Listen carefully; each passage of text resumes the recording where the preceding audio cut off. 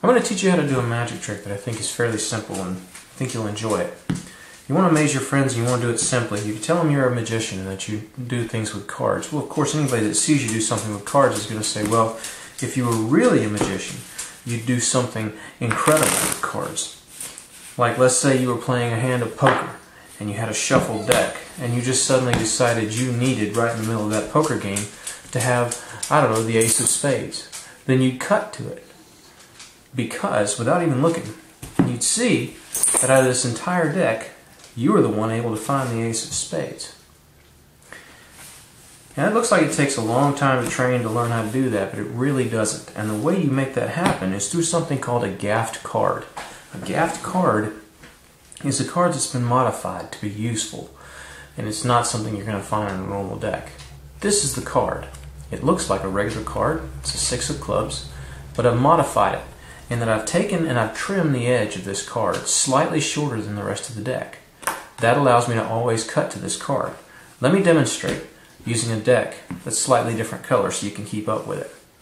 Alright, all you do is you have that card sitting on top of the deck, and as you can see, now that it's trimmed, it's actually shorter than the rest of the deck, and I could slide that card easily if I needed to without touching any of the other cards. Then you just have a spectator choose a card if you want to, or you can do the little demonstration that I did. But you have a spectator choose a card, which in this case is the 8 of diamonds.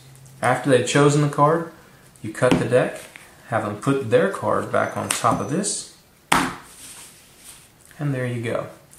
Now all you've got to do is reach down and cut the deck, and as you can see, because of that short card, I'm always going to cut to the card that's placed on top of it, which in this case is the 8 of diamonds.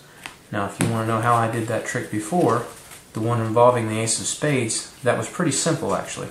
I took the ace of spades and I had it sitting on the bottom of the deck. My gaffed card sitting on top of the deck, just like that. All I did is a simple riffle shuffle, and I made sure that the ace stayed on bottom and the gaffed card stayed on top, by letting the ace fall first and making sure the gaffed card didn't fall. Then I cut the deck one time, squared it up, just like that. And it's very simple to just reach in, and because of that cut card, I'm going to cut to the ace of spades every time. And that's through something, again, called a gaffed card. It is a card that has been trimmed, and I trimmed this one deliberately a little more than usual so you could see it and make it obvious that it's been cut in one corner and along the edge shorter than the rest, and you can really tell it on the back here. And that's how you do it. Just take any deck of cards, a pair of scissors, and do a simple trim along the edge, and you've got a gaffed card, and a cut card actually is what this one is, that allows you to cut to any place in the deck that you want to. And that's how you do it.